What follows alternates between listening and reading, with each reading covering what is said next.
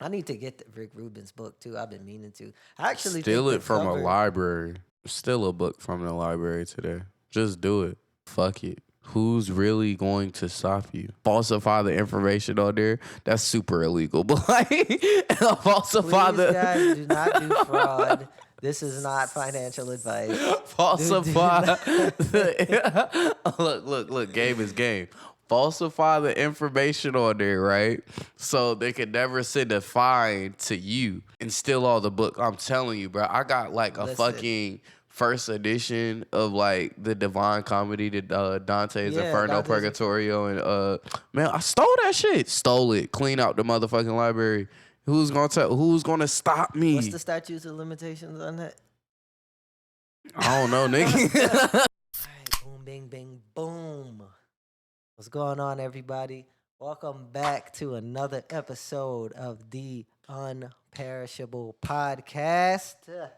Yeah, nigga. Yeah. And today, I have a very good friend, very dope MC, very dope DJ, like all around, very great entertainer. His persona, his attitude, everything is big. And I'm gonna just get right into it. This is the homie Mando, A13 Mando in the building, the one, Boom. the only. Yeah, Boom. yeah. Look. That's where you do the mic drop and the Don DeMarco and Don the booms like DeMarco. the Right. big The A13 DJ in the Cool house. Bombs. Right, you know what I'm saying? Yeah. And For all those of who that. don't know, you know what's going on. Hi, my name is Armando, hip hop savant, that beautiful ass nigga from Atlantis, and always Mr. 13 Nightlights. Thank you for having me on the podcast. You know what I'm saying? I'm very grateful. I'm not gonna try to date this too hard, but it's a little difficult. We could say, I guess, not to put a date on this, but like it's birthday season. You know what I'm saying? My birthday is like literally in a couple of hours, you know what I'm saying? Whether that be like 48, 72, or 24, depends on when this is uploaded. But no, we roll it off a lot of good stuff. I'm very happy to be here. I feel like this super, super dope. And you've had such great episodes recently with Curtis, with Eddie, with Coley, with Joel. I really enjoy seeing like them speak outside of shows and outside of like us eating and whatnot. Right. I really created this podcast because I just felt like I was around a lot of cool people. And it's like cool to talk to people that I'm interested in talking to. And we have a lot of conversations, just around. And I was like, man, let me get these people on a fucking camera and microphone. And have all of this So stuff be recorded. No, 100%. exactly. And then it's good because one of the things I was talking about with Eddie on the last podcast, we were talking about things that artists can do. And he was just talking about with social media, like getting your presence up. Right. And I was saying, well, the other reasons why was this is content that I know I can do, that I Easily. and it can be consistent, Right. and it can be easy to chop it up into multiple things like this. However long we go can, be chopped up into whatever. And then I could even post it, Years 2 months from from now. now. Yeah, Right. a year No, from whenever. now. Because the content itself is timeless because you're Evergreen just giving content. that energy. And I don't like doing certain content. So it was like doing things that I know that I would enjoy Right. doing and things that I know that I can help my friends with because now Right. they have content. Right. So, because I'm going to put it up and I'm going to take the clips that I liked and post them. But then if you want, just take as many Right. clips you want and post it. And Make it happen. No, everybody wins. You know what I'm saying? I get told that all the time. I think this would be like the second or third time I've been on the podcast, but like I've been on the Atlanta Late Night Show. My homeboy Spatial, shout out to Spatial. Shout out. He runs a YouTube artist documentary page. It's really really dope. He got like some views, some clout, but he's just a super dope soul.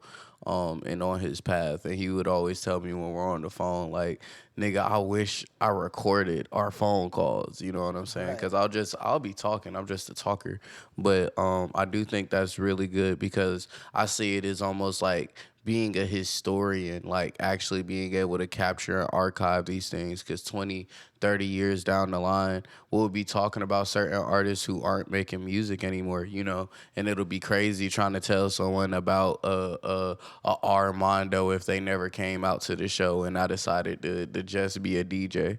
You know what I'm saying? It'll be Right. kind of impossible to tell someone about a Joel if they've never. So it's like actually capturing who we are as not just an artist and a brand, but like as a mind, you know, allows people to resonate and connect with us in a way that will keep the history prevalent, because you know people tend to only allow history to be told from the perspective of the winners or the victors. You know what I'm saying? But Right. being able to go back through time and individually listen to these episodes and these visuals and be like, man, you know, I am an Eddie fan. So after seeing him on American Idol, being able to hear him be so real and open and genuine Hmm. is something that'll inspire people to be more genuine and authentic themselves. So it's a very important job. I think it's really really dope. Yeah, and I just think it's cool to like, because like I said, these people we talk to on a daily, and just all the things that the people and the things that I'm interested in.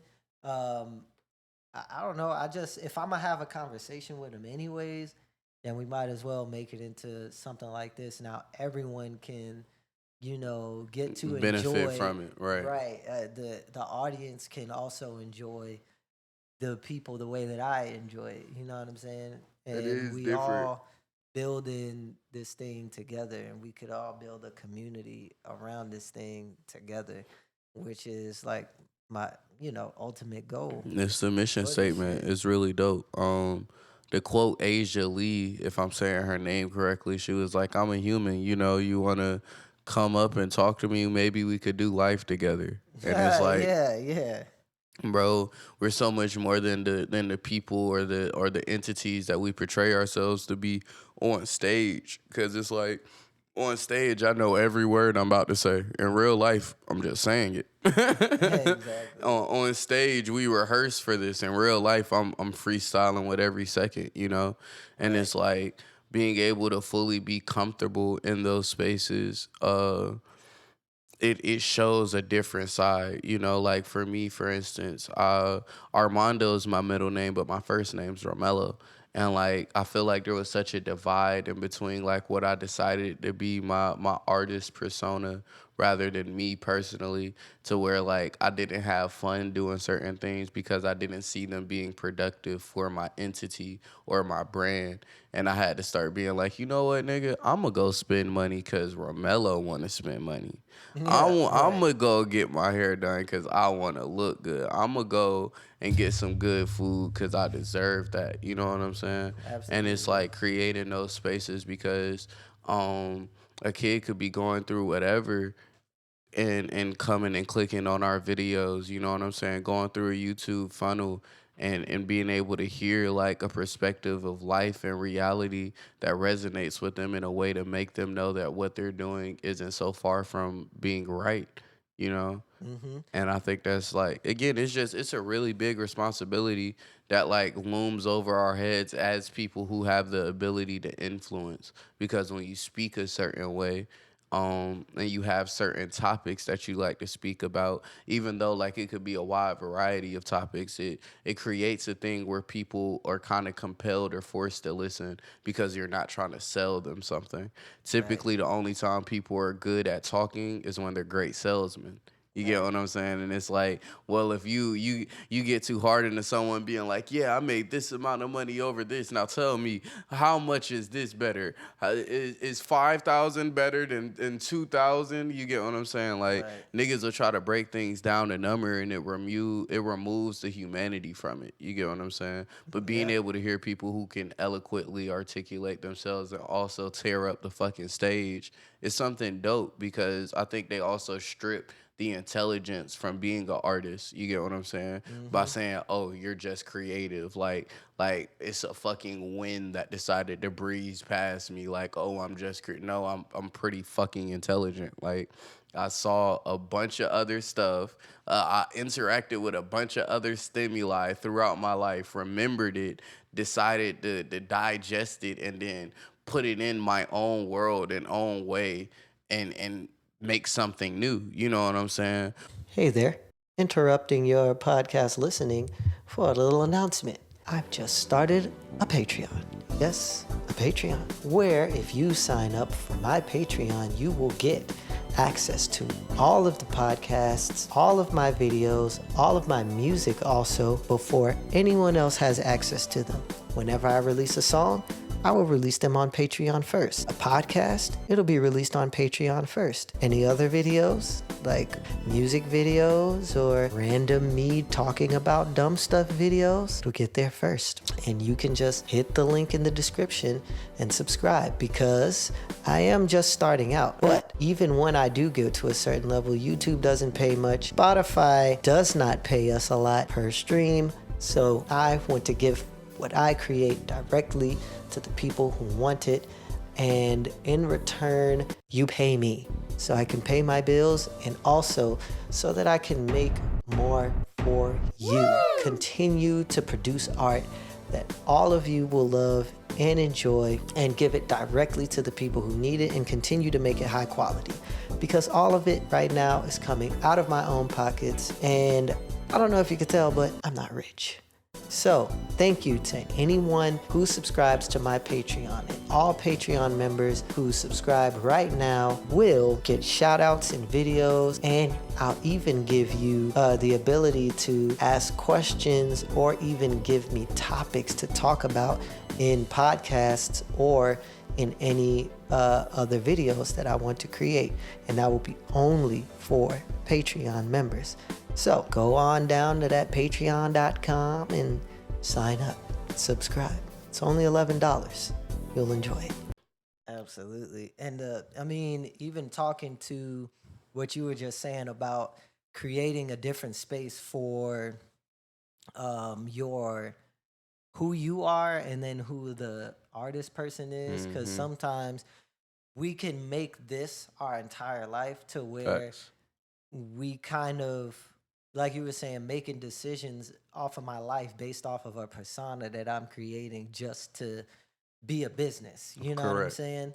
And it's like, well, okay, I as a person also need and want shit personally. So like, Facts. I don't just gotta Write a verse every day. right, where it's like, okay, now I gotta go, you know what I'm saying, like stretch, or maybe today I'ma just relax and fucking play Mario Kart Or with the read, homie, right, or or read a read. book or something. And sometimes life is how you get what you need for your art. You know what I'm saying? A lot of 100%. times through my living, like being with my kid or my wife, or going to work, or interacting with the person at the grocery store, having conversations like these, you drop things in your mind that you could pull from later. To It's like, create the damn, art, yeah, damn, 100%. like we was talking about, having to split ourselves off into being a different type of people. I should write about that. You know Right. what I'm saying? Or,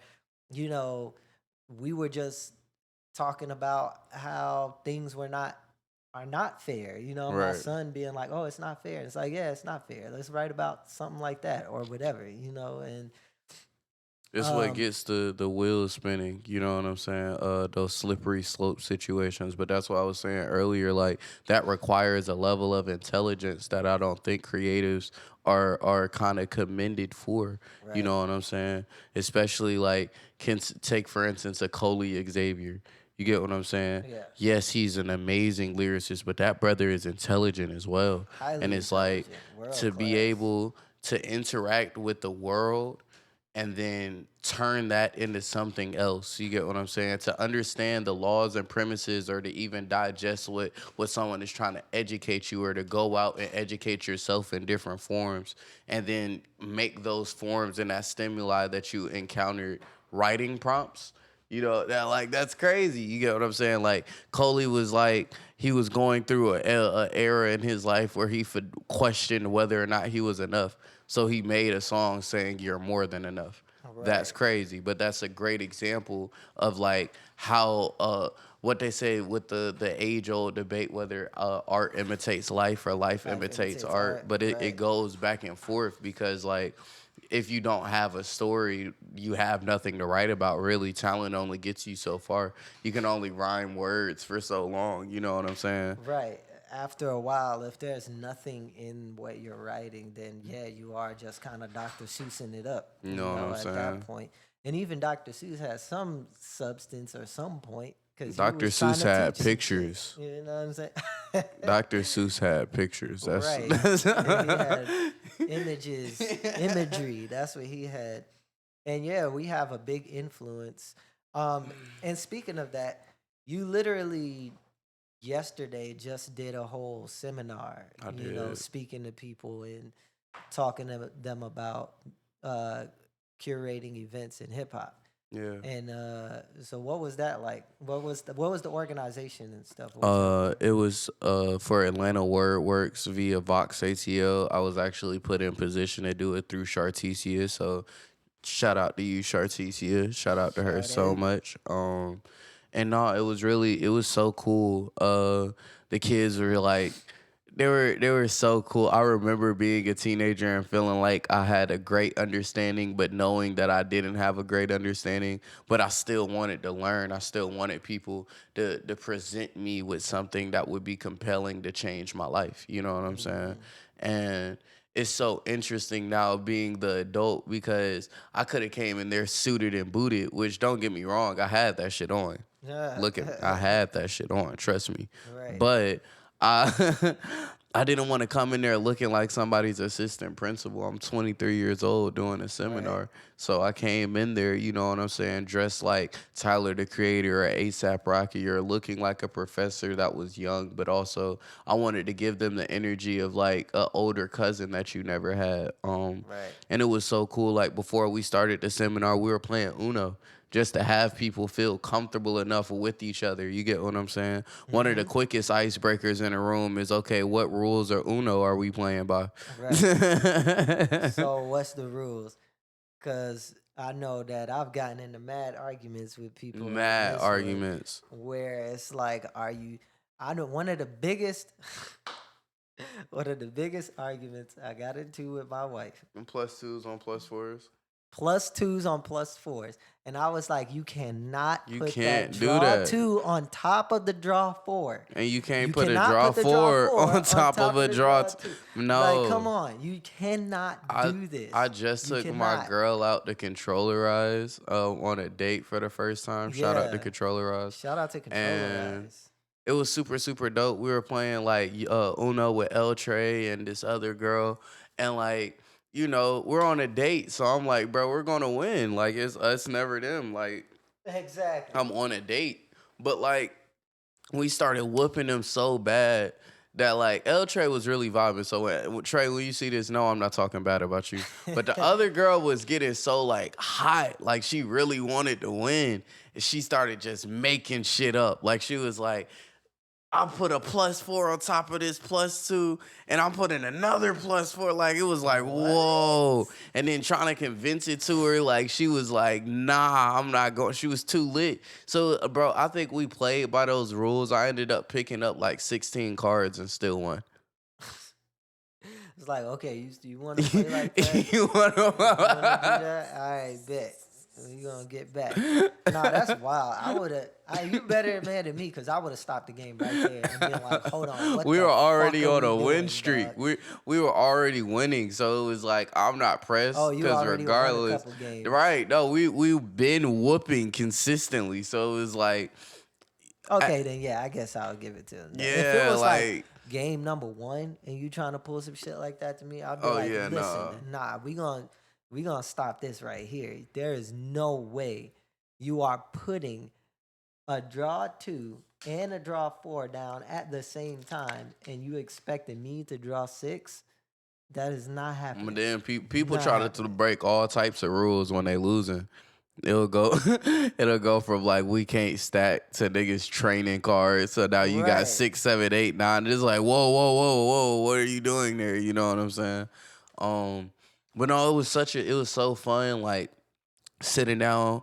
I really freestyled my whole like lesson plan. I can't lie to you. I came in with like 3 points in my head and like left making like over 100. But it Yeah, that's was how it very goes. enthralling to do. Like I asked all of them to put down their name, their age, where they're from, and their dream occupation.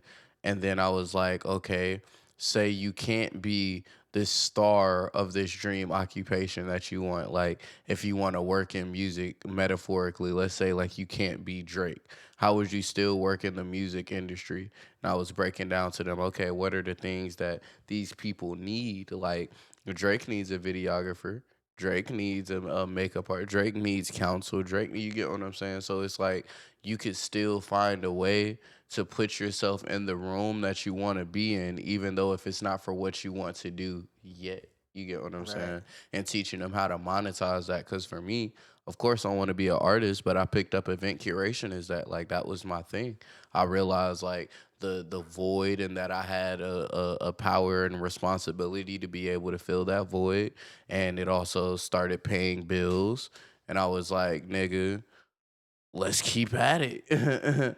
Now I've been hosting and DJing for years. You know, the 13 Night Lights just turned 4 years old last Saturday. Wow, give it up for that. 13 night lines. Yeah, 4 nigga. years of doing something straight, being consistent is not even easy. So that has to be commended. Especially what? If that was, you were like 18, 18 when you 19, 18 started years that? old. Yeah.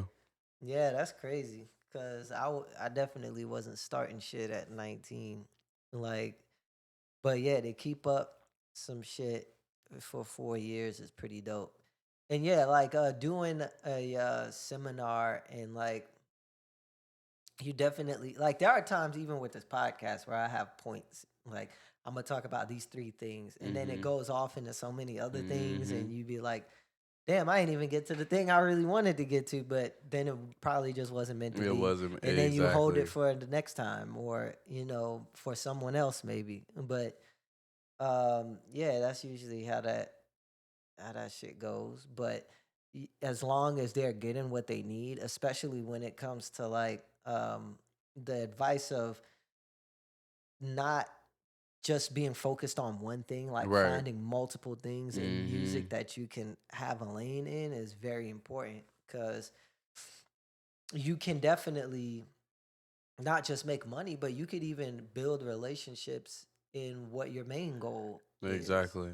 with whatever you want. Like, you're gonna meet so many people. Like I do, um, I'm a backline tech and a stage manager Mm-hmm. for Stokely from Mint Condition. It's hard. So I'm I've met him.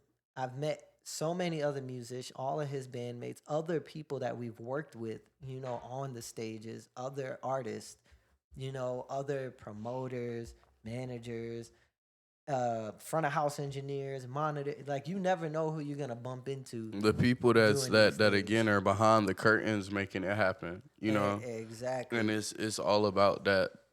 Oh, I recognize your face. Like well, that's I try to sell that to people the most. Is like you of course can establish the relationship, but you won't even see the benefit of the relationship until the second or third time that you saw them. You Right. know, the letter M, shout out to the letter M, that's my homie. Shout out. That's like my family for real. Don't play with that nigga. I'll fuck with him. he did a takeover of my show in March and like pulled in a bunch of people, like people who is their first time ever performing.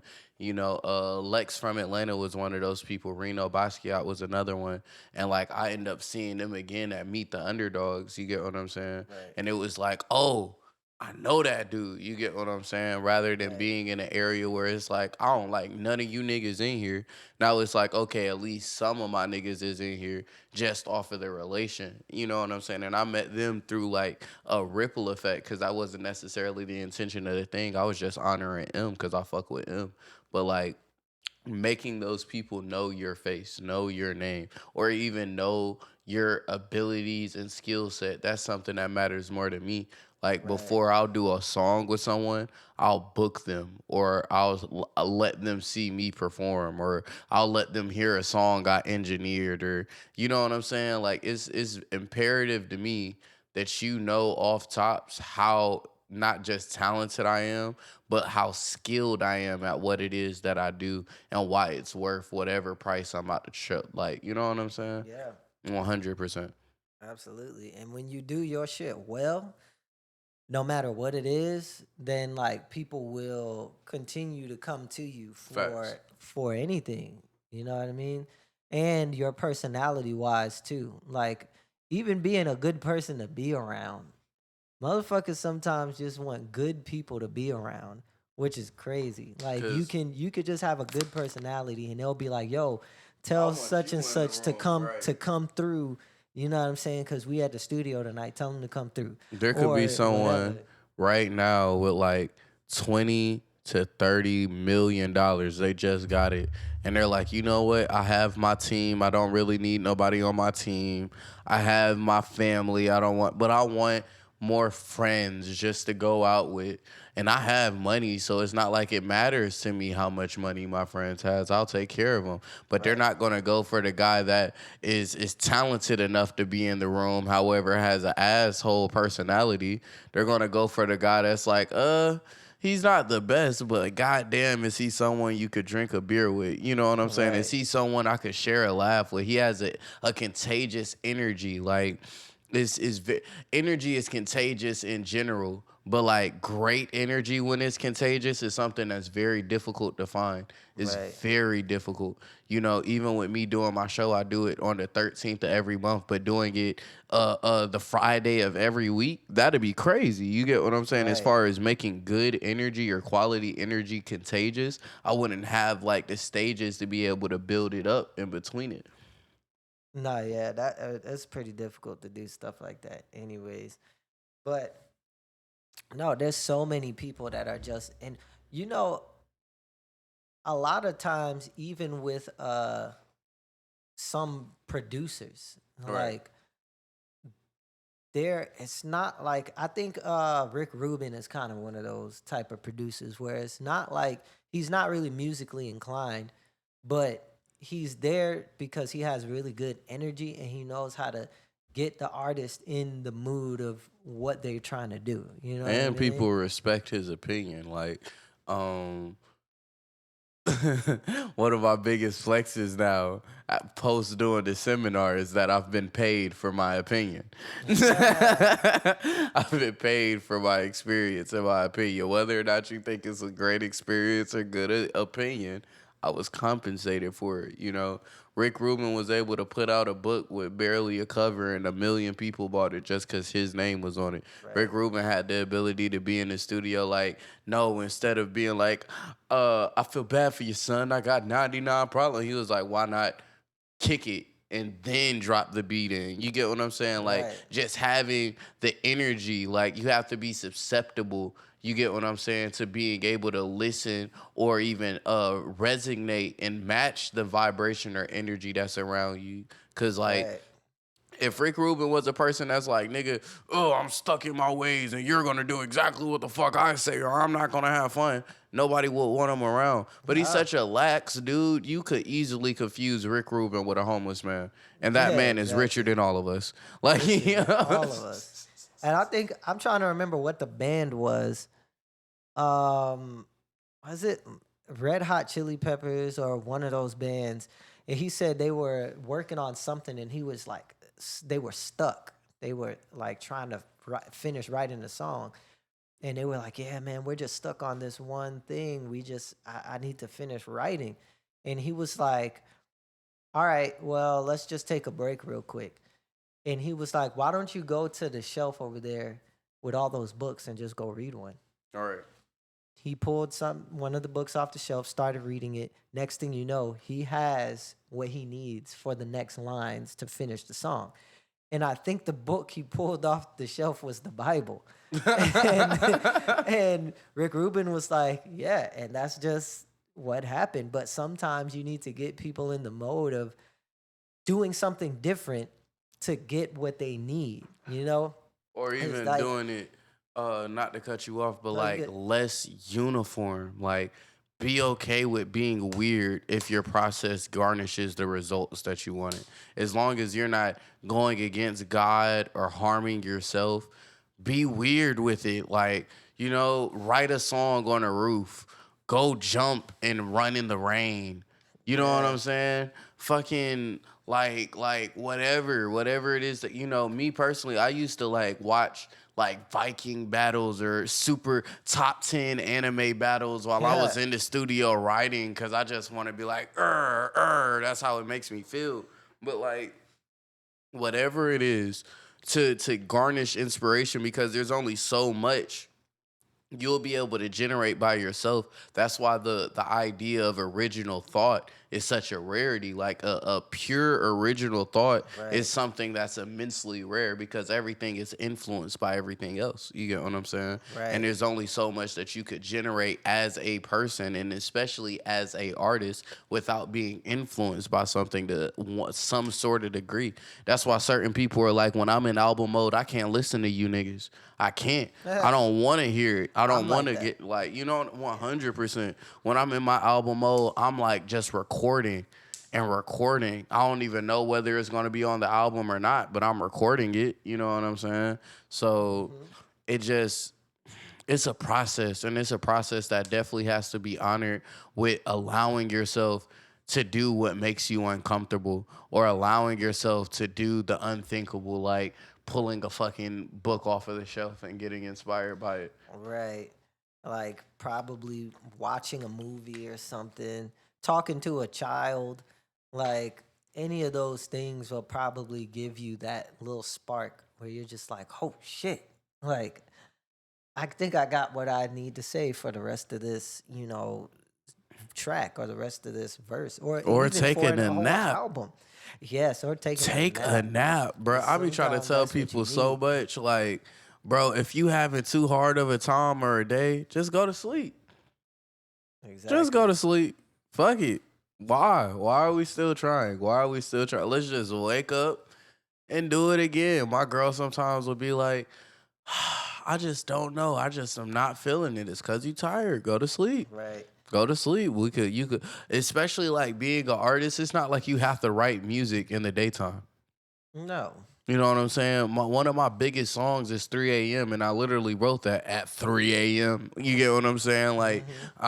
I'm a person that'll wake up in the middle of the night, roll me a joint, and get me a drink, and will just sit up like an old man for the next 5 to 6 hours, thinking, plotting. Whether it's me writing shit down, me making lineups, whether like some of my best work or the most work will get done in them odd hours of the night because I'm like, I just did everything Romello needed to do as a human and mundane wise as far as running errands or being a boyfriend or whatever. After this time when the city sleeps, Armando's awake. Now I can do shit for me. You get what Yeah. I'm saying? And that's what works or helps me with my creative space. But like people have to realize like while they need to take it seriously to make it a business, however, or to even make sure it's tasteful and professional, because no one that's really doing this wants to be seen as an amateur for too long. You still gotta have fun with it, and having fun is doing some shit that you didn't expect to do and enjoying it, like purely and thoroughly enjoying it. Absolutely. And like you're gonna be learning a lot and going through a lot. And that's also the fun part is when you like get to the end of something and you're like, I finally got that shit. You know what I Facts. mean? I I learned whatever it was, even if it was a life lesson too, and you just be like, damn. And through this thing, I learned, the, I guess the journey was just about the friends we made All along the along. way, or whatever the fuck people say. But nah, man, like I need to get the Rick Rubin's book too. I've been meaning to. I actually think Steal the it from a cover. library. Yeah, I think as a child, we like stole too many books Let me from tell you something, that y'all. Gwinnett County Library. Steal a book from the library today. Just do it. Fuck it. Who's really going to stop you? All of this shit's gonna go to shit eventually anyway. And I promise you, niggas is gonna be more concerned about medical bills and student debt than these goddamn library fees. So steal a book. Just steal it. Matter of fact, get somebody to get a fucking library account that really don't care or like falsify the information on there. That's super illegal. But like falsify Please, guys, do not do the fraud. This is not financial advice. falsify look, game is game. Falsify the information on there, right? So they could never send a fine to you and steal all the book. I'm telling you, bro. I got like a Listen. fucking first edition of like the Divine Comedy, the Dante's Inferno, Dante's Purgatorio, and man, I stole that shit. Stole it. Clean out the motherfucking library. Who's gonna stop me? What's the statutes of limitations on that? I don't know, nigga. Who's going to stop me? How would they know? First off, they don't expect that a black man that looks like me is reading anyway. So let alone like they think I'm stealing marijuana and Percocets. They don't think that I'm stealing books. I was such a book thief as a kid. I would steal from the book fair. Like whenever the book fair came in, I would be the best library pet ever. Just to fucking be in there after hours. Book shit. fair, I feel is fair game because fuck that, fuck capitalism sometimes and all that. But when it comes to the library, I be feeling bad because it's like, man, these are free resources that everybody wants to use. Steal it out the white community. That's what I do. Steal it, bro. Don't steal it out the cab. Don't steal it out of Clayco. Don't steal it out of Fulton. Take your ass to Sandy Springs. Right. Take it. The crazy thing is they probably not even going to the library. So yeah, you might be good out there. Man, you know what I'm saying? I was door dashing in Sandy Springs, and like really, this is a method too for anyone that's door dashing, Uber and Lyft or whatever. Like, take the time in between orders to go to the library. They be having hot zones and spots where it's like, okay, here it'll be quicker for you to pick up an order. Yeah. I'll find a library that's in the middle of that hot zone and sit there until you get what I'm saying? Like reading a book, reading a manga, whatever. You get what I'm saying? I've had the ability to see like at least 4 to 5 different libraries in the past 2 months just because like I was door dashing and I opened myself up to do it. Now, did I steal anything from those? It remains to be seen. But still a book from the library. Still a book from the library. To be honest, talking about libraries, man, they're like actually a very good resource. I feel like it's been lost because we have the internet a lot of days. Right. Or we have the internet nowadays. So people just focus on that. Like, oh, I can just go on YouTube. I could just go on Google. But you could also learn anything from like these fucking things. Like Joel put me on. There's apparently like this website or this thing that's at the library that literally has the like step-by-step instructions on how to do fucking anything. That's what I'm saying. That's exactly why I'm bringing this up, because the library has specific, like when you're, the only problem with YouTube and Google and the internet is you could be perusing for a long time before you find what you actually need, find good information and good resources. Or they might not have even made a video about what you're looking for yet. Right. But if you go to the library, like all of the books that these people on YouTube and shit are telling you to go fucking read are there for at free. The library for free. The courses that these niggas is charging $3,000 and your arm and leg and your son's fucking, life All of that shit's savings, there it's for free. at the library, So dog. steal it. Listen, steal it, nigga. Listen, We pay enough taxes anyway, and taxes gonna keep being paid. Look, you steal a book from the library and then come back later and request that book. Like oh, I was looking for this. Do y'all still have it? Da da da da da. Then it's gonna make them be like, damn, I guess we did lose that book, but hell, nigga, the government's paying for all of these things anyway. I don't nigga, it ain't coming out of nobody's paycheck if you steal that book. Steal it's the our book. taxes, bro. It's our tax. Niggas is waiting for reparations. I'm taking reparations with every fucking book possible. Facts. Game is game. Game is game. I guess so. But Game is listen, game. y'all need to go we need to go back to libraries. Now, I'm hesitant because I don't want niggas flooding libraries because that's where I be going.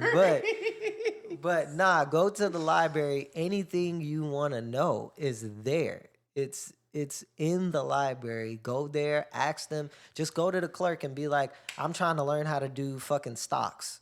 You know what I'm saying? I'm trying to learn about stocks. And they'll point you to the section. Oh, the business section's over there. These are all the books on stocks and trading and day trading and this and that. Or we have these DVD courses you could check out, take it home with you. Or they have like even stuff on the websites or whatever where you don't have to take anything home, but Right. you can just scan the thing and it'll take you to their courses.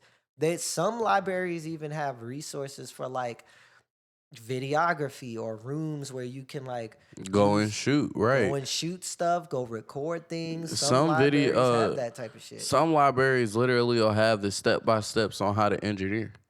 They have Like all that. audio engineering, like one by one. Like people look at 15 different how to sound like Travis Scott auto-tune videos on YouTube when you could have just went to the library and like learned the depths of EQing frequency for frequency. You get what I'm saying? Absolutely. It's really, really dope. Like I feel like we gotta edit this over and make it a clip with the G.I. Joe music or the Reading Rainbow music in the background. Like, kids, please go. He's the good one. He's telling you to go to the library and just learn. I'm saying learn and steal that shit, nigga.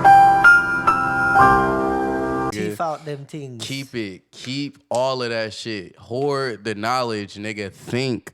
It is not illegal yet. They're trying their hardest to make it. So steal that shit. Steal that shit and pass it through the hood like Robin Hood. I'm about to steal all the books that I know niggas ain't reading and just give them out as birthday presents. Them niggas is returning them books to the library. I'm sorry to say that, but it's a very good-hearted gift to give. If I They stole giving a it back. book for you and you returned my hard-earned work back to the ops, I can't fuck with you no more. I don't trust you as a man.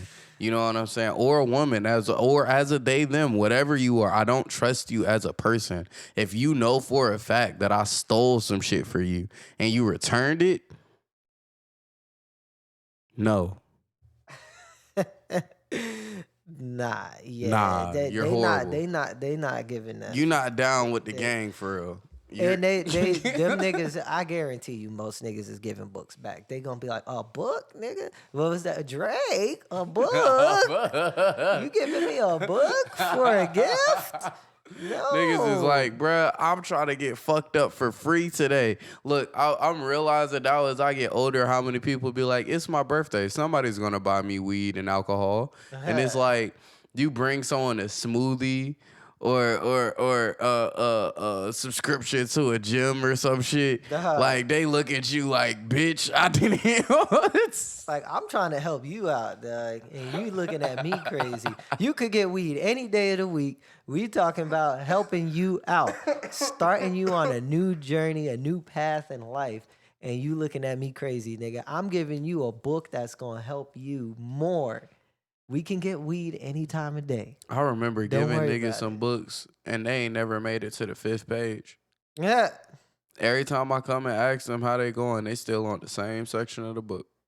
No, yeah, it's going good. It's like, oh, what part are you at? It's like, Especially if I done read the book already. I'd be like, oh, have you got here yet? Like The Alchemist, for instance. I'd be like, oh, did you get to the part where he in Egypt yet?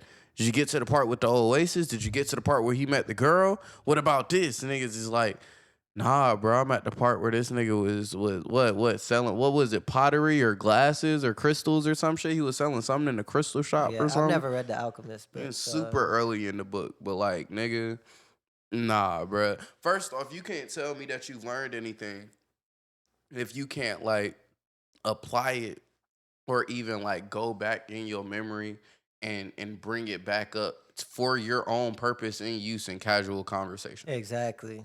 Like if I showed you like, hey, these two colors are how you make purple, and someone's like, how does this purple how do I make a purple outfit or something, or there's something with purple and you can't put together that, you know what I'm saying? I have to question your intelligence to a certain degree, because I feel like that's not being smart. It's just not intelligent, and intelligence is being able to not only possess intellect but to apply it. Absolutely. Yeah, and knowing, like you're talking about retention. It's like being Facts. able to retain the things that you've been shown or taught and give it back to people. And yeah, a lot of people don't know how to do that because a lot of people don't know how to Listen. listen, and think. And that's how you kind of retain shit. And I hate to be the fucking old guy. Like, I'm in my generation. the internet is fucking us up. I'm telling you. It's like, nah, but yeah, the internet is fucking us up. Oh, I'm no, telling you. definitely. So, I think, like, especially these, like, the short form content. And I'm liking that all of these short form, uh, like, what's the word I'm looking for? Platforms hmm are starting to give longer form now because they're realizing it's better. Like a hmm lot of people are gonna watch longer form shit, but if it's not entertaining. only that, it's like the short form stuff is just like it helps people lose too much patience. Like now everybody's looking for shit like this now It's like you got because 15 minutes. they can get 30 fucking pieces of content in 30 minutes. You know what I mean? And retain absolutely nothing. They just droned out, zoned out, Scrolling, right. scrolling. No, and they be No, I like, be having to "Oh, I catch saw this myself. thing on TikTok," and it's like, "Well, what did it say?" I don't know. I'll just send you the TikTok. It's like, no, the whole purpose is for you to get something out of it Right. so that you can give it back or give it out. I think it just became like a coping mechanism that became modernized. Like Coley was talking about it the other day. That did you notice? The bigger our screens got on our devices, the shorter our attention spans were to Yeah. real life. You get what I'm saying? Because we're being more pulled and drawn into that. But even more so, like back in the 50s and the 40s and shit, nigga, smoking was so commercialized. They even had toy cigarettes for kids. Everybody was smoking. You Yeah, know they what I'm had the saying? little gum cigarette packet Mm-hmm. joints and stuff too, which is Mm-hmm. ridiculous when you Crazy think work, about it. right? Crazy work. But like that was the average coping mechanism for everybody. You get what I'm saying? And like the idea of being an American and not smoking is crazy. You get what I'm saying? At least in that era it was. Now it's like being an American and not having a phone or not having a social media or not having a is crazy. You know, even certain people to feel comfortable, they'll pull out their phone because they have nothing to do.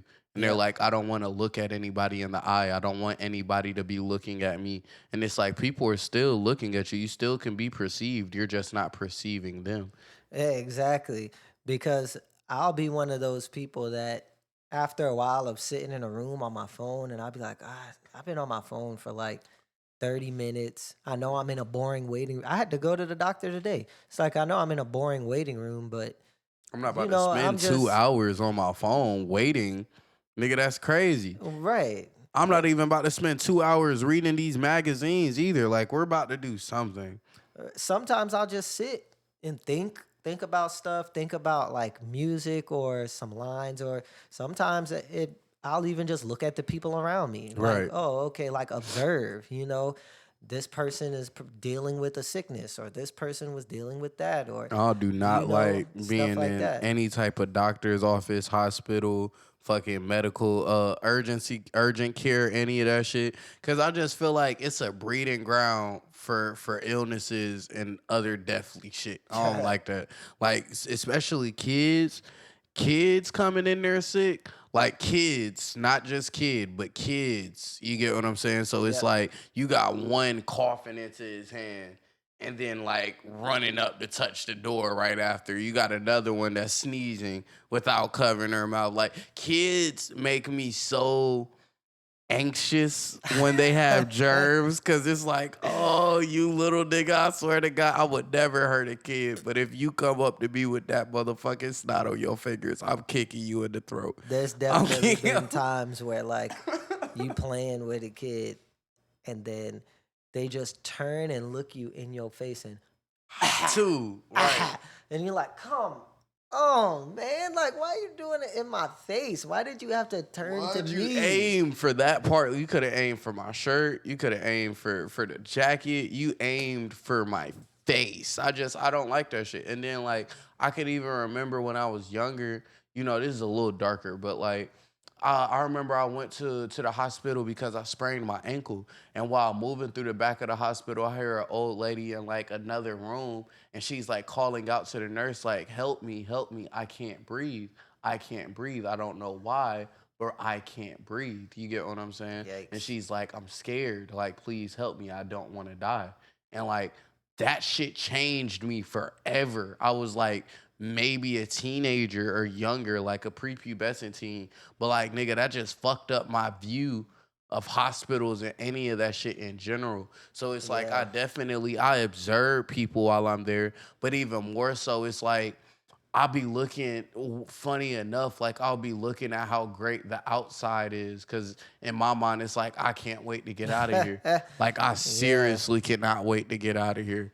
No, I hate going to the hospital too. I don't like That shit when I sucks. gotta go get a checkup or do anything. I don't like it. It takes me a long time when I know I gotta go do some checkups or something, and it's like, man, it's about that time, but I still push it off, and then be like, all right, I'm gonna go. Which is crazy So because that's a consistent in our community, especially as black men.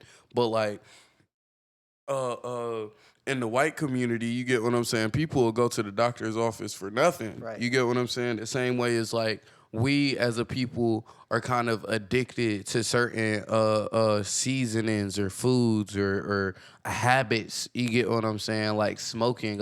Smoking plagues the black community heavily. Like it plagues humanity, don't get me wrong. Everybody smokes. But like, especially in the black community, it will be more often for a brother to be like, hell, you want to smoke? Than like a nigga that expresses his deepest, darkest traumas to me. You get what I'm saying? cause I be feeling like that's really what they saying. You get what I'm Cause niggas saying? be bonding over smoking. So it's like Nah, when you 100%. need like some company or somebody to just like be with, cause you probably sad or going through something, niggas would be like, hey dog, you want to smoke? It just cause they know like I want to really talk about some shit, but I don't want to tell you I'm feeling sad right now. But let's just go smoke instead, so that I can have company and have something else going on. You know what I mean? Instead of just getting down to being like, dog, I ain't been really feeling my best lately. I've Facts. been, stuff has been getting me down. I got And this and that's that so going crazy on. because, like, for I would say on the inverse of the spectrum, not to like just keep harping on race so much, but like white people are addicted to exercise. Like, for real. You will see in every white household a treadmill has been owned once. You know what I'm saying? Like somebody has a gym membership. Somebody is doing like that's really their escape. Like you'll see a white woman that's in perfect fit physical form, but internally she feels like she's going through like hell on earth. You get what I'm saying? And like you'll see a black person that's like maybe covered in fucking like spots or just looks ill on the outside, but they're happy. You get what I'm saying? So it's so interesting to kind of see how different coping mechanisms shape the person. You know what I'm saying? Back again to go back to what I was saying earlier, to do a reframe. In the 40s and 50s, niggas was beating their wives because everybody was fucking smoking. Everybody was smoking cancer sticks, nigga. Now everybody doesn't have attention or time for each other because everybody is used to being told everything they need to know in 15 seconds or less.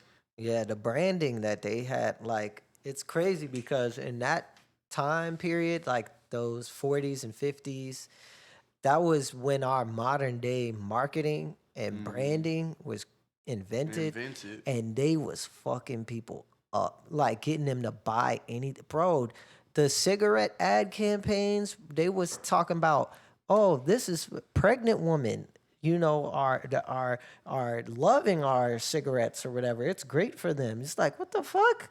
No, you And go this back nigga and look. smoking on airplanes. Right. It's just fucking People everybody used up to on smoke the in plane. diners. Yeah, everywhere. Like, And diners, like I think about that all the time. Is like, why can't I smoke my spliff in the middle of this in this restaurant? but I could smoke a cigarette. But I could smoke. And I think That's Johnny crazy. Depp, he did a thing kind of explaining how funny it is, right? And this goes like in the business and stuff with like having a DBA and whatnot. You get what I'm saying? A do business as, right? Yeah. But he's an actor, so when he's playing a certain character or role, he can smoke inside because he's acting as that character. You get what I'm saying? Yeah. And this is a prop. It's not a thing. You get what I'm saying? Right. So like, it's so crazy how that could be used. That's even why like I want to figure out a way, because again, my birthday is 420. You know what I'm saying? I do Yeah. smoke. I want to be able to find a way for Armando as my DBA to like have a hard thing with like marijuana. You get what I'm saying? Especially like maybe even owning a clinic or store or something. You get what I'm saying? Dispensary, whatever. Yeah. Like just having that as a part of my brand, but as Romello Sims still being professional enough for where I'm viewed as like a Sean Carter. You get what I'm saying? So it's like, it's definitely crazy what's acceptable in certain areas and versus what's not, I remember when everybody thought Molly and doing pills was cool as fuck, and niggas is like, nah, that shit's weird now, while niggas is still doing Percocets and sipping lean. I was just You know about what to I'm say, saying? the crazy thing about Molly is, like, they made us feel bad for that. Like, the MDMA, the Facts. ecstasy, all that type of stuff, right? And now niggas is using that shit To as kill well, nah, not even that. Like, they're using MDMA as like a psychedelic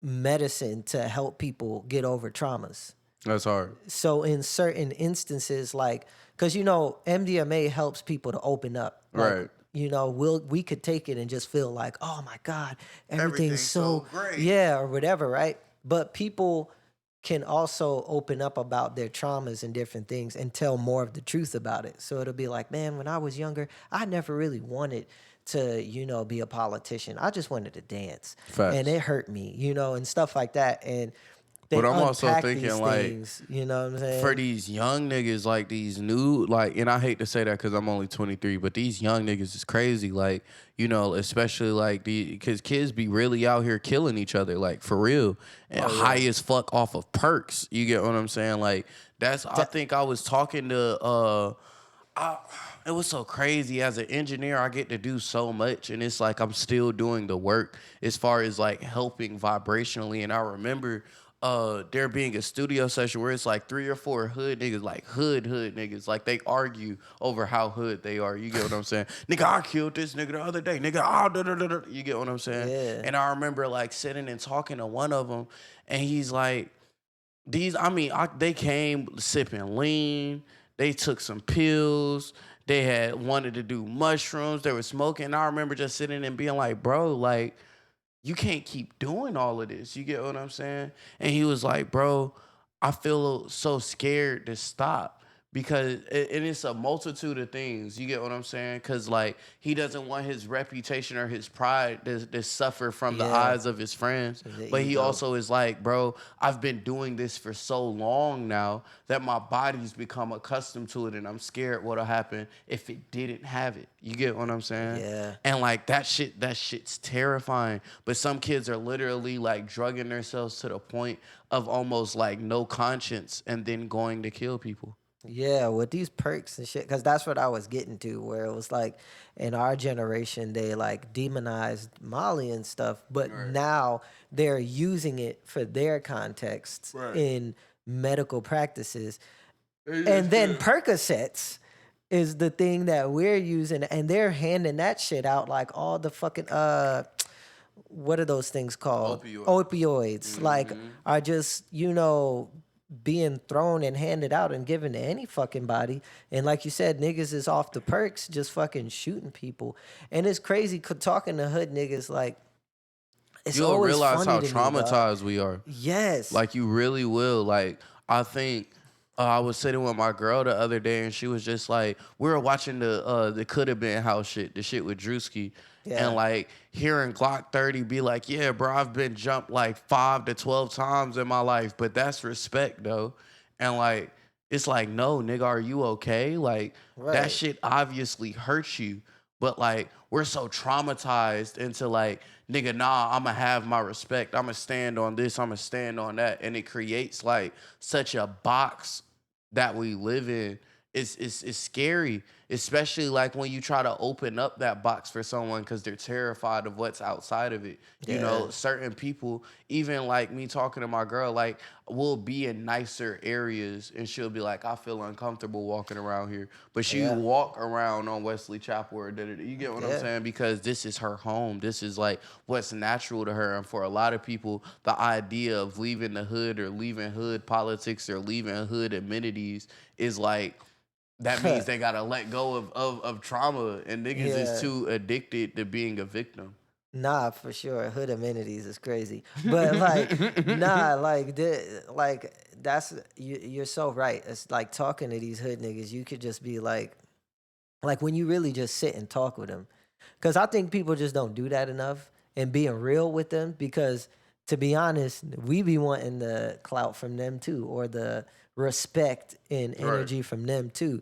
So when I'm sitting and talking to them and I'm being real, just like how you were, and it'll be like, if they like, hey, bro, you want some lean or you want, and I'm like, nah, I don't do none of that. Then they like, oh, all right. And I'll be like, yeah, man, y'all got to chill on that, though. And they be like, dog, I know, but like, nobody ever gets mad at me. Like, all the hood niggas I speak to, nobody's ever like, How thinking dare I'm you tell me this? Yeah, they're always like, nah, bro, I feel you, dog, but you know what I'm saying? Like, this just This life shit. da da da, and I'm just that real hood nigga, bro. That I just got to have my lean, bro. That's it. And I'd be like, all right. And the crazy thing but that's is it's a trust thing, because it even like spirals out into relationships. You know what I'm saying? Yeah. Like a lot of people are scared to not be single. You get what I'm saying? And fully Yep. be committed to someone and fully be like, this is my person, even if they do find the one. You know what I'm saying? Because like they especially us as a people, like have been trained to have abandonment issues. You know what I'm saying? Especially like say you're coming up in a household where your mom had to pick up work or both your parents had to work, and it's like if you got a single mother household, your mom picking up double shifts or working overnight, and it's like the time that you would spend typically bonding with your mother, you have to fend for yourself. You know Right. what I'm saying? And like it creates a thing where I feel like for certain people, they don't trust in people, so they only trust in what they have access to. You get what I'm saying? And some niggas is like, well, I know I got access to getting money, so I'm always focused on that. Other people are like, I know I could spend my money to get this, and this has become the most trustworthy thing in my life. You know what I'm saying? For some people, smoking is the most consistent thing they've ever had in their life. Yeah. No, true. And it'd be to them, it's crazy that to do anything different, or even when some other people want to do different. You Right. know what I mean? Like when people will be like, yeah, you want to smoke or whatever, and I'll be like, nah, I'm good. And you don't smoke. And it's like that's the craziest thing to you Right. today is that you found out someone don't smoke. You know Or what you I'm don't want to saying? smoke right now. Or I hate the thing or the rhetoric of how do you have fun? Cause like me, I'm a smoker. Like yeah, I know I'm a smoker. You get what I'm saying? My lungs is built for that shit. I know I'm a smoker. That's just what's in my blood. But like that's what works for me. You know what yeah, I'm saying? I'm also a smoker that's like, nigga, I enjoy not passing my blunt to anybody because I'm smoking for me because I want to smoke. Not because I think this shit look cool. Not because I want it to be an icebreaker for conversation. No, because I enjoy smoking and this is my medicine. And a lot of time people forget that if you do something consistently enough, it becomes ritual. right, You know what I'm saying? If you exactly. pop a seal before you wake up every day, like before you brush your teeth and wash your face, you done took like at least 3 cups of some lean. Nigga, the chances are until you decide you want to break that habit, that's going to be your ritual for this lifetime. And that's Yep. crazy. But all of that stuff starts off like super simple. Even me, I smoke a lot of time. Curtis will check me and be like, best friend, you didn't even eat yet. Like, but you're smoking. And I'll be like, yeah, nigga, I just woke up. Shit, nigga, I'm having a French breakfast. Nah, I feel that. And like I, that it's always weird to me too because I have mad fun and I'm mostly sober most of the time. And I have a lot of fun. And most of the times when I say no to like smoking or whatever, it mainly be like, I just don't do it often, but Right. I can or do 100. every now and then. You know what I'm saying? It's just whenever I feel like I want to or need to. But like I like life the way it is, like for me. You know what I'm saying? And I have mad fun. I be tapped in with everybody, not smoking, not drinking. You know what I mean? That often. And I think It's again, it's a fucking coping fine to thing. me. It's Yeah. a coping thing. You also have to love being yourself. And Right. like when you don't, you will alter yourself. You get what I'm saying? To a point of like inebriation or a lack of consciousness because you yourself make you anxious. You get what I'm saying? Yeah, Being exactly. around people makes you anxious, so you smoke. Me being real, I'm gonna keep it a band with you. If I go to like any event, period, that's like not the heirloom or some shit, cause that's like family. It's like nigga, y'all got maybe a 1 blunt limit. If I gotta roll 2 to 3 blunts just to be here, nigga, I'm gonna go home. I could have smoked by myself in the comfort of every. Yeah. Like, you get what I'm saying? I don't feel like I have to feel compelled to smoke. However, again, it's another coping mechanism, the same way as scrolling through your phone because people are comfortable in their isolation but want connection. Right. And I feel like people ain't comfortable being honest or being themselves because you could just as easily do that and be Facts. like, I'm not really feeling this. I'm gonna go home. You know what I'm saying? But then it's the perception of that of who am I now? Like I'm an asshole, or I'm not fun, or I'm not cool because I'm not enjoying myself at this thing. You know what Right. I'm saying? And people that are doing a lot of drugs sometimes too, they are doing something that wasn't originally them. Maybe that someone didn't want to do lean, but Right. everybody was doing lean, Right. and now they felt And now systematic peer pressure is kicked in right. because not only do you have all of your peers in your surrounding circle telling you to do this thing, but you share the same influences as they do. Everybody heard the Dirty Sprite 2 tape. You get what Right, I'm saying? right. So it's like, bro, they hear Future glorifying all of these things even Juice WRLD said that, like, nigga, Future made me want to sip lean. And that nigga Yeah, died from that shit. he So it's died. like, bro, nah. I tell people all the time, you can't take advice from people who won't suffer from the consequences if their advice poorly guides you. Bro, You get and what I'm Future saying? not even doing the He not even. drugs. That's what He I'm not saying. Like doing the he not drugs. even that fucked up. He just wants to give off that, and that's the thing is like we were taught that that's cool. We're taught that not caring and being inebriated out of your mind is cool. Like that's a state of being, and I almost feel like that's like a systematic, like institutionalized thing. You get what I'm saying? Because Yeah. how else would you want your quote unquote slaves to be other than inebriated and unable to think? and unable to move. You get what I'm saying? And it's sad because a whole generation, multiple generations of children, you get what I'm saying, are like being held by different shackles of people who don't even do the things that they promote to them. Right. A And lot of these TikTokers don't make TikToks every day. They don't. They absolutely made not. that shit months ago and are still eating off of that. You get what I'm saying? They shot that shit in January for a whole week, and now all the way here in April, about to be May, they're just now about to run out of content. Like, nigga, And they probably about to batch up on some more content, you like get what I'm one saying? one month of just batching up on content, and then they gonna put it out later. Which I'm gonna get back to that, but circling to what you said about Juice World, I was just talking to Eddie about that because I was telling him for a while I like was conflicted on my ideas about artists and musicians or people of influence and um their responsibility to, or their accountability to, mask anything they want to do because it influences other people. And I used to kind of lean more on the side of like, it's still up to you. Like, don't blame them for shit you Yeah, do. no, facts. I still feel that way. That's why I was saying to Eddie, it's like, I still feel that way, but I do think more accountability, the artists do have more accountability than I said. It's not 100%. It's not even 50%.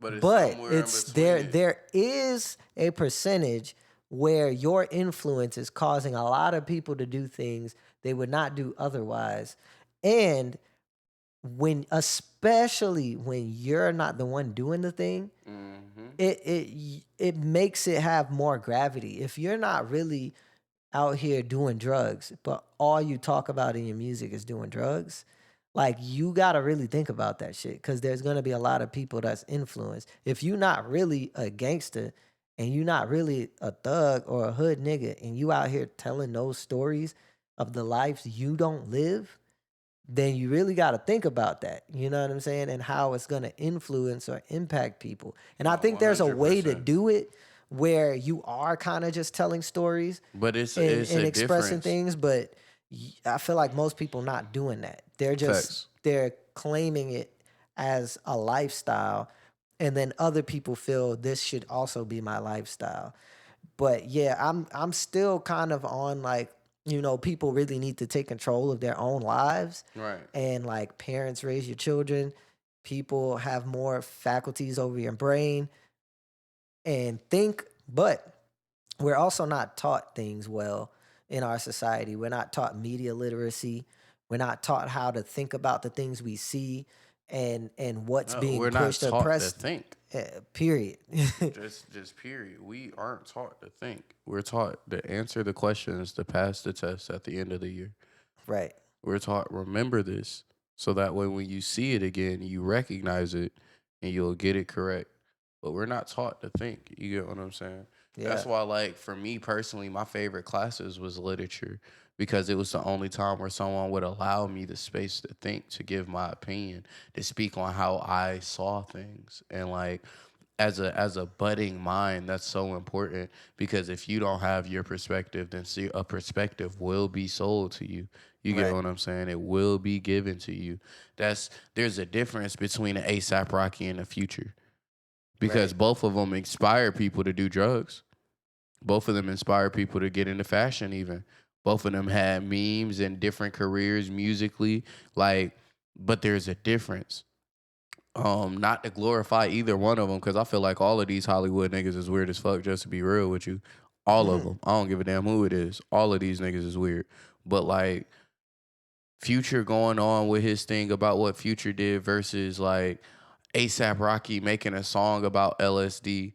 You get what I'm saying? And then Yeah. providing supporting visuals that like rival shit like across the universe. You get what I'm saying? But Yeah. also using that to bring in fashion and doing seminars at places like Yale University and other shit. You get what I'm saying? Right. Still showing a level of intelligence and rapport. You get what Competency. I'm saying? Yeah, Yeah. it's a level of competency because at the end of the day, we're still a people that are judged just off the color of our skin before we say anything. So it does suck when you see a brother given a platform and he's making our people look bad. You get what I'm saying? It does Yeah. suck when once a black man's put it on camera and they're like, "Hey, can you name the first black supreme judge?" And nobody knows that it's Thurgood Marshall. You get what I'm saying? Bro, Like not even niggas. I've seen people be like, "Can you name 3 African countries?" And niggas be like, It's like, Africa. right. It's like, bro, come on, doc. You can even like the most simple one you could even say is Egypt. Dog. Egypt, bro. Everybody here knows Everybody about knows Egypt. Egypt, even if you don't know any Egypt, other Togo, one. Nigeria, Ethiopia, Niger, fucking the Dominican Republic of Congo, South Africa, hell, you could say Madagascar, Kenya, you know, Shit. What's another one?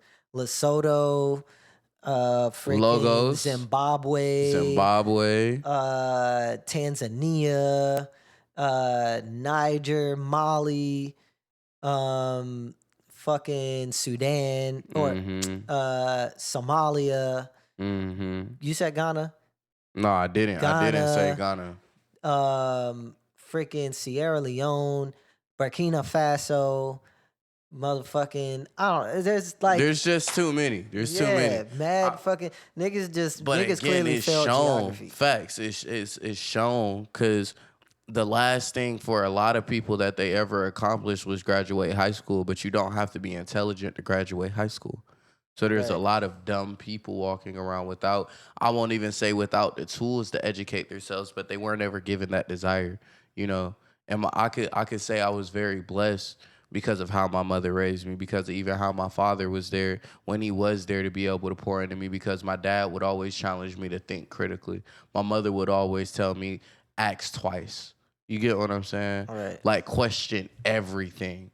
Even my parents. And that's why we would have like I smoke and do mushrooms with my mom. You know what I'm saying? Like Damn. facts. I've done mushrooms with my mom and my little brother. I physically have healed my family in ways that no man it can fucking not too many people could say, "Hey, twin, I've done the same." You get what I'm saying? Yeah, that's lit. Like, bro, I turned 23 this year and I did that shit maybe 2 years ago. So it's like, bro, I I've But been able to let me get ask you a question, mm-hmm. because my wife and I was talking about this the other day. I didn't Uh-huh. mean to cut you off, but No, I you want good, you to good. like stick to the mushroom thing. Mm-hmm. What age do you think is appropriate to introduce someone to mushrooms?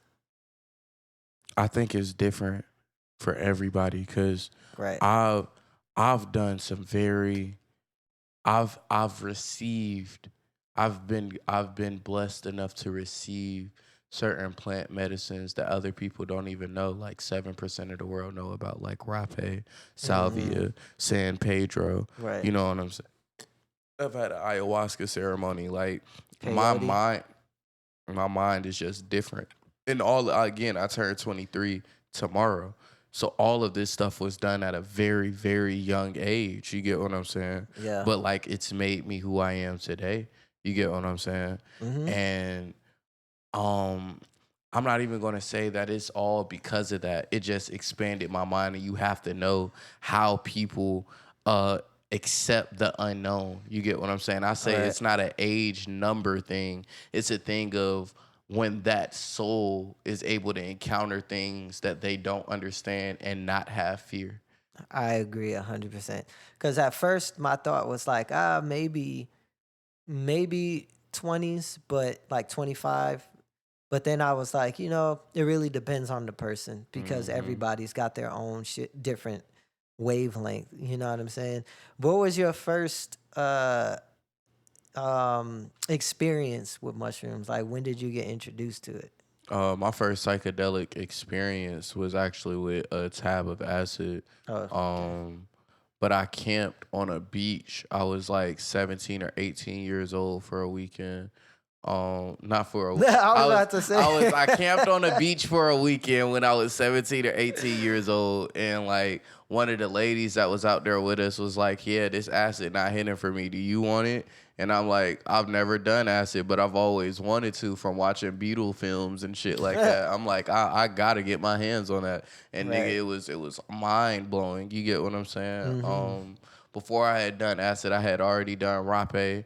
Uh, uh, and then after acid is when I actually got my hands on mushrooms and I could feel the difference in between them. Like I remember one of my most potent memories of me being on mushrooms was like my friend playing a song, but he put it on loop. So I'm like, nigga, how long is this fucking song?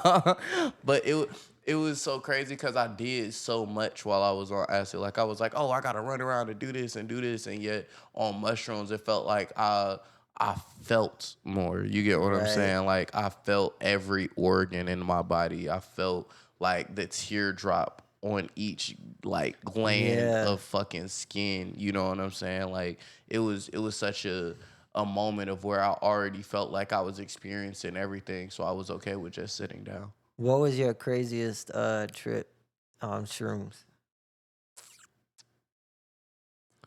Mm.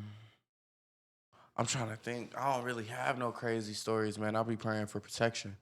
I feel that. I I feel don't have that. too many crazy stories, but And maybe especially off crazy, mushrooms. But maybe like crazy isn't the proper word, but just like, insightful. yeah, an insightful trip or times where you've like started tripping and just like what was the experience for you? Like what was going on? Where no, there's been different times. I could say there was a moment where I was on mushrooms and like I had walked out. I had went back to my grandmother's house and I had walked to this creek where I had grew up, and I like sat my feet in the creek and like was looking around, and I could have swore the forest had eyes and was looking at me, but for once I didn't like feel shameful. You know, most people when you see a bunch of eyes staring at you, you'd assume like you have need to be embarrassed. But I was Mm, just like, yeah, nigga, here I am. You could look at me all you want. You know what wow. I'm saying? And it was just, I just felt a level of peace. You know, there's also been times that I've done mushrooms and tried to start cleaning my room and wasn't able to clean my room because I started crying in the middle of it. You get what I'm saying? Because Yeah. I'm like, oh, I want to hang this up, but I got to get these command strips, and I can't get command strips because I ordered command strips and y'all sent me fucking motivational posters, and I tried to return these, but I went to the wrong place. And you get what I'm saying? Just Yeah. being able to work myself back through everything that I've experienced because I'm such a soldier. I'm just like, get shit done, get shit done, get shit done, get shit done. Yeah. And then when I finally allow myself the time to sit and process, it's like, oh my fucking God, like a lot has happened. You know, even as a performer, like, bro, this shit has become like easy to me. I could do it in my sleep. But like certain times I have to sit back and look and be like, nah, bro, my performing has improved. You know what I'm saying? That was an amazing set for me. I don't be thinking about that because I'm so used to helping niggas put on their set. You Right. get what I'm saying? So like I have to still remember to be there and be present for myself even. You get what I'm saying? And like Yep. I don't know, you'll get a lot of downloads of what you need at that moment. And what I struggle with the most, believe it or not, is self-love and like prioritizing self, cuz I've never struggled with loving. You get what I'm saying? I love openly and honestly. However, I've struggled with prioritizing taking care of myself. You Yeah. know what I'm saying? And it's like, nah, I can't lie to you. Like, especially recently, I feel like I've fallen back in love with myself. And that shit has given me something that I feel like no medicine, no drug, no nothing can ever bring you. You get what I'm saying? So, like, I think a lot of times people will say they'll have an insight for a super crazy experience because they're still confronting or dealing with something, especially after it's been like cycled a bunch of Yeah. times. You get what I'm saying? But like, nah. I even plan on doing mushrooms today, and I promise ain't nothing gonna happen. Like it's gonna be such a smooth vibe. I remember one time, I think the last time I did mushrooms, nigga, I did mushrooms, and I go outside my house to see a motherfucking court date, court mandate on the outside of the apartment door. I'm like, what the fuck? Nigga, that's a good way to come back to reality. Right. Just brought me all the way back the fuck down. You know what I'm saying, nigga? I think my first time doing like a heavy dose of mushrooms, I wouldn't say it was crazy or nothing either, but all I did the whole time was laugh uncontrollably. Right. No, I facts. could not stop laughing. Like tears in your eyes, laughing. Yes. Like straight up, like I'm sitting there just nothing is funny. But everything was is funny. hilarious. And Facts. like I got tears in my eyes, and my wife was just looking at me laughing, and like she was braiding my hair, and like I was leaning back while she was doing it, and I was like kind of looking up at her, and it looked like my hair was just like so fucking long, like the way, because she was like at the end of it. And I was like, oh my God, my hair is long. Why are you so far away? And she was like, I'm right here. And I was like, why are you so tall? And she was like, I'm not. And I was like, my legs look so short, because when I looked down, my legs looked like they was here. But everything was so funny, and I just kept laughing, and I was And laughing nothing so wasn't much serious. that tears was coming down my Right. face. And then I was like, what's the difference between crying and laughing? Because I'm crying 'Cause it's while right I'm there. laughing. You know, Exactly. like sometimes you laugh so hard you're crying, because it's the same thing when you're crying. Like Right. I was about to say, you're sometimes you're crying so hard that you laugh. Right, and it's like, I don't know. I wouldn't say it was like a crazy experience But either, but it it's a was super crazy sensation and feeling. You know what right. I'm saying? Especially again for us like melanin blessed men.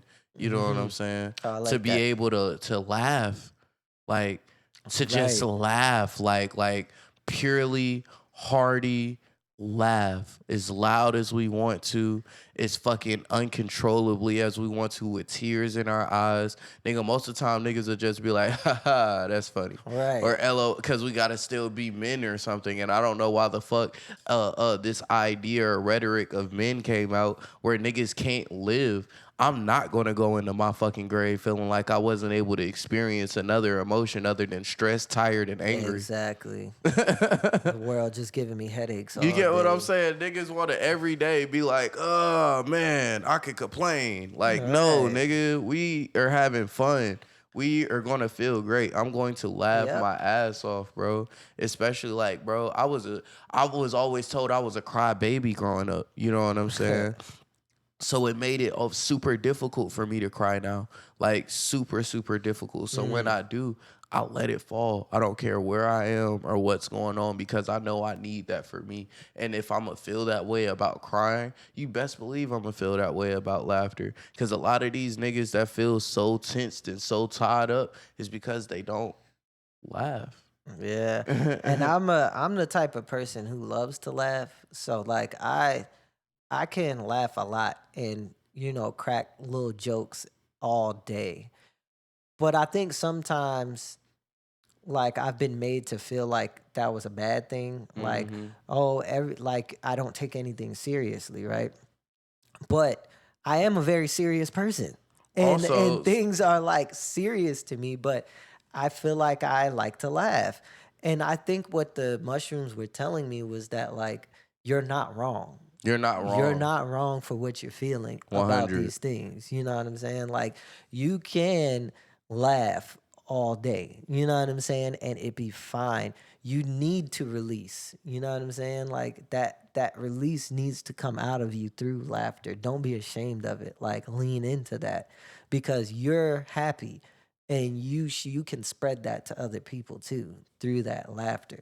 So yeah. No, not only just that, but it's like your example of happiness is contagious to other people.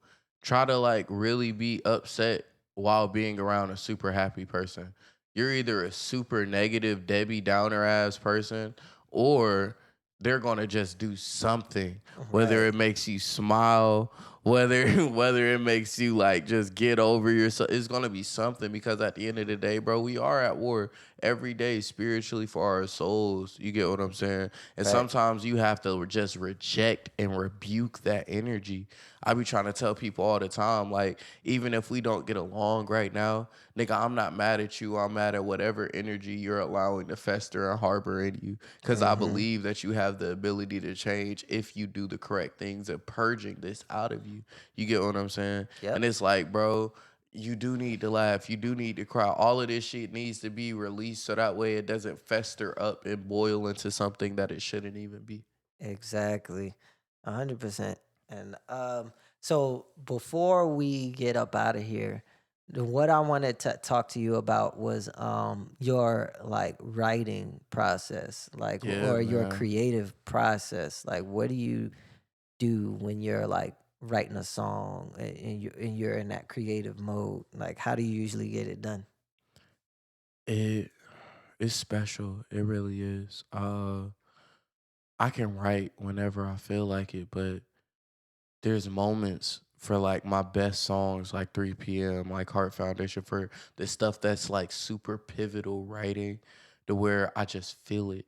You get what I'm saying? Mm-hmm. And it's like I'll hear a beat and I'll hear the song automatically, and then sometimes like what's in my head doesn't translate to what's in real life, but what's in real life is actually what became. You get what I'm saying? Right. And it's like, uh there'll also be times where I purposely will procrastinate some shit. Like I'll tell somebody like, "Oh yeah, man, I restarted my verse because I didn't like it." When in truth, I never started on it. You get what I'm saying? Mm-hmm. I was just procrastinating, but then the instant I actually get to it, I just go. You get what I'm saying? And now they're feeling like this is one of the best things they ever heard, but it genuinely had to come from like a space of like me being open and not looking. You get what I'm saying? Like open to receive, but I'm not looking for anything in particular. And then other times it's like I'm setting out with a specific mention and intention, and like I want to talk about this today. You get what I'm saying? No, yeah, I'm pretty much that same way where I could either having us like I want to write a song about shoes and then Right. it's like I'm gonna write a song about shoes or like something just pops in my head. I've even had songs come to me in my dreams where it's like Facts. I'll hear a beat and hear a rhythm and hear like some words and then I'll pop up and just be And like, then it's like oh trying to shit. figure that And shit now I'm out. like typing on my phone and like doing voice memos and shit like that so I can remember it. But yeah, like it just really depends. So when you record, do you come with shit already written out, or you like It the punch depends, type bro. of rapper where Man, it it's so like, depends. I'm not the punch person. However, like when I be with my hood friends and doing hood rap shit, and yeah, we call it talking spicy. So we'll be in the mic like, yeah, da ba da da ba da da ba da.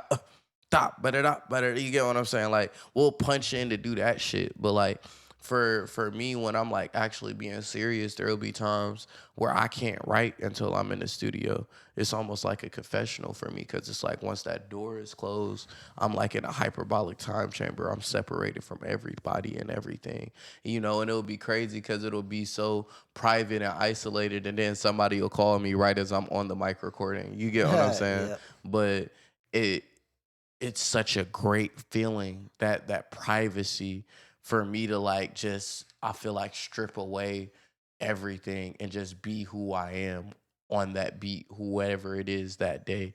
And then sometimes it's like I said earlier, I sat up at fucking 2 3 a.m. with my glass of scotch and my fucking liquor, my glass of scotch and my fucking marijuana or my spliff. You get what I'm saying? And I yep, sat and I wrote for hours. You know what I'm saying? Like, uh, to give a difference, right?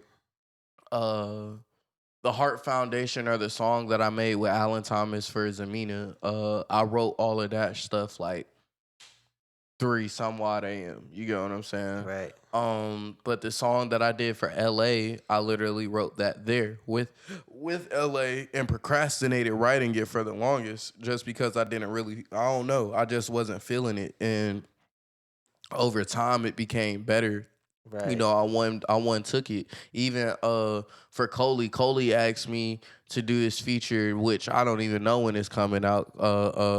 But he asked me to do this feature, and it took me literally forever to start writing it. And then he had to threaten me on some shit like, nigga, I will get somebody else on this. And I was like, you know what? I It's got already done. And then I sent him a verse, and he was like, yes, nigga, this is what I needed. But you. Yeah. it's the pressure. Like, I want to feel no pressure. Like, it has to feel like, yeah, this shit could be the end of the world, but in these 4 walls and in this like, it doesn't matter.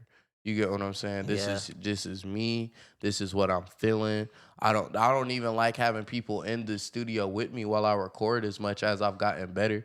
And like, I'm my own engineer, so I'll literally press 3, run to the mic, do the thing, go back, you get what I'm saying? So it's like, Yeah. if I'm willing to do that for myself, I don't need anybody else in there. And that allows me to be vulnerable and real in ways that I can't always do in public. Yeah, I definitely prefer being by myself sometimes, a lot of times, because I think I can get out more. But I agree. Like, there are times where And I niggas feel be like, thieves. hell yeah, they Niggas be do. thieves. Niggas are. I apologize to cut you off, but like, No, you good. you said something earlier about mushrooms too, and I remember being high as fuck off mushrooms, trying to write this song, and this random ass nigga, like, I have zero. When I tell you zero clue, this is why I don't record at this studio anymore. I'm glad that now we got privacy in my shit, cause like, niggas would just show up. You get what I'm saying? And this dude showed up saying that and he already knew my name and shit. That's what I be hating when niggas come up like Armando or Mando, and it's like, we've never fucking met, but somehow you know me, or maybe we have met and you know me, and that, you get what I'm Right. saying? It's a bad feeling. But like, he came, I'm high as fuck off mushrooms, I'm trying to write this song. He's like, oh shit, Mando got a hit. Yeah, man, I think you should do it like this, or what does this mean, or how are you gonna do this, or did, and it's like, nigga, you're asking me, like, how am I about to have sex with my woman before I even kissed her? Like, it's like, nigga, allow me to make the baby. Then we're gonna raise this shit. But I have to create it first. And I don't be liking that shit. It'd be like, bro, one, who the fuck are you? Like, this was a Yeah. stranger. This was a stranger. You get what I'm saying? So who are you coming in here trying to tell me how to Niggas is record? weird. Or, yeah, nigga. And then, like, beyond just being weird, I promise you, this nigga did a song with a similar sample not too much later. And the only reason I know is because I found that shit on the fucking hard drive at the studio and deleted that shit. Bitch. He said, not on my watch. Not on my watch, nigga. Look, and that might not have been the most mature thing to do. But I wasn't being mature, nigga. I was being real. Once I heard that sample, I was like, there's no way, because you weren't even thinking about that. You get what I'm saying? And some Yep. people legit the same way as like, Big Z when he saw Mario Kart. Like, it's like, you weren't even thinking about that. But now that you see it, it's like the casino effect. You see the flashing lights and all this shit, and now it's on your mind. So, no, privacy is so fucking important. Niggas do be weird and niggas be thieves. So, stay the fuck out of I my don't studio understand how session. people don't just be like, damn, now I gotta find something as good, as opposed to being like, I gotta do exactly what that person did. Like, just go find your own shit. Get in the studio, ask around for beats. Just find something that's dope, and then try to make that shit your own, as opposed to copycat. Like, being a copycat, that shit is wild to It me, takes a dog. lot less work to be a copycat. It takes a lot of initiative to create a relationship. I was Absolutely. telling someone the other day that was trying to flirt with my girlfriend.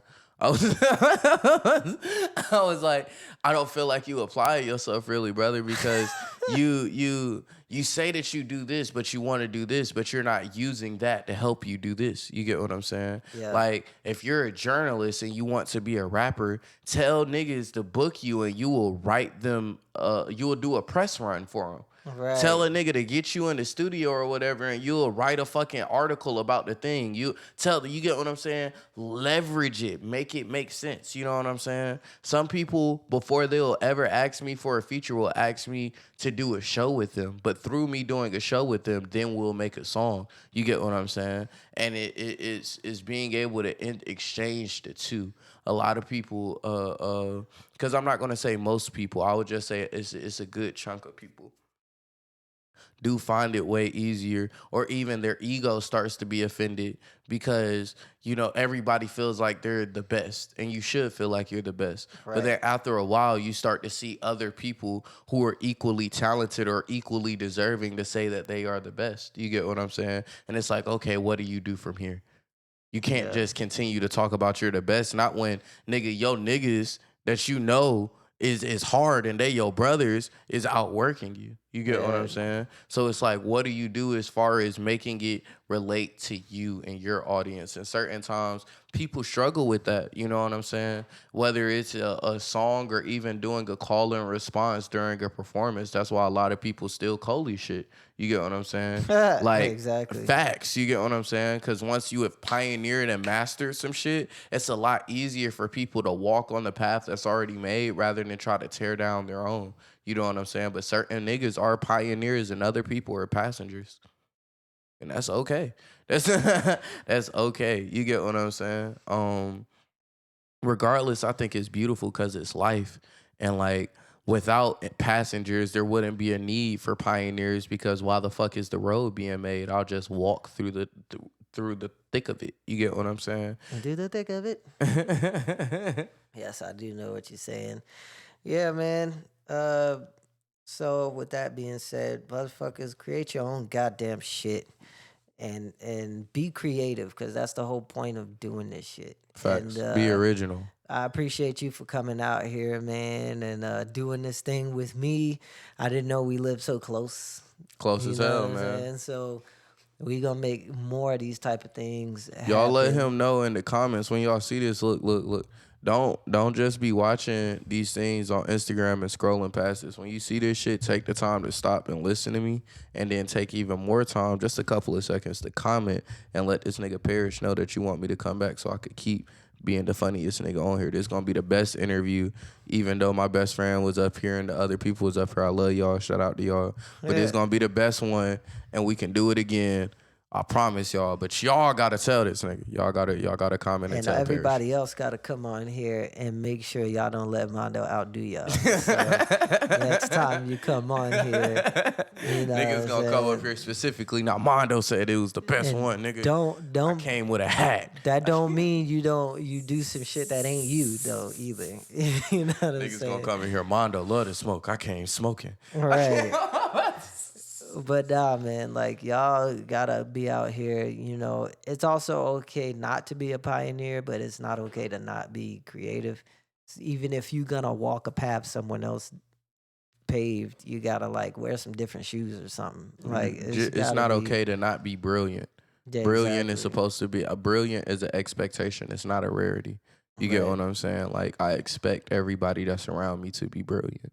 And even if you are a passenger, you better walk brilliantly. You better ride in the car brilliantly. You know, if you're the person that's the manufacturer and built the car, you better build that car brilliantly. If you're the driver, you better drive that car brilliantly. If you're the nigga in the back that's rolling weed to pass around, you better roll that weed brilliantly. Whatever it is in your life that you do it to the highest that you can and be brilliant. The most immaculate blunts. The most immaculate, like, I'm saying, like, this is Pearl Harbor. You know what I'm saying? Like, bomb shit. And with that being said, I think that was the perfect way to end it. Yeah, man. Mondo, have you ever seen Good Burger? Yeah. You know that part where he was like, we're going to Mando Burger. Yeah. For some reason, sometimes when I think about your name, I think about that part. It's like, we're going to Mando Burger. I think if they haven't updated their trademark or copyright of Mondo Burger, I might have to. I might have to make that a business venture. You gotta use that as a sample at some point. Something, you get what I'm saying? But so let people know about any projects or where to follow you, stuff like that. Okay, once again, thanks for having me. My name is Armando, hip hop savant, that beautiful ass nigga from Atlantis, and always Mr. 13 Nightlights. my future projects. I do have an album that'll be dropping this year, as long as a mixtape, as well as a mixtape. The mixtape will be coming first, then the album. Y'all really gonna spoil this. A lot of stuff that's going on. I'm gonna have more seminars, more DJ gigs. Of course, you can see me at my show, which was at the Heirloom on the 13th of every month. You get what I'm saying? $13 entry, 6 to 12. Why the fuck not come out? You get what I'm saying? And yeah, bro, like Asia Lee said, I'm a human, I'm a person, I'm easily accessible if you have the right energy. So just reach out to me and we could fucking do life together. Let's fucking do life together. Let's fucking do life together. All right, appreciate that. Y'all be safe out there and stay safe. Don't let these bum ass niggas tell y'all nothing but great. But great. Done. Glee. Yeah, done no. Small as it may seem, a seed is all it needs to be a tree. So baby, baby, come on, come on, come on, yeah. Baby, baby, come on, come on, come on. Say baby, baby, come on, come on, come on, yeah. Say baby, baby, come on, come on, come on, yeah. Come on, yeah. Baby, let's focus. The right conditions.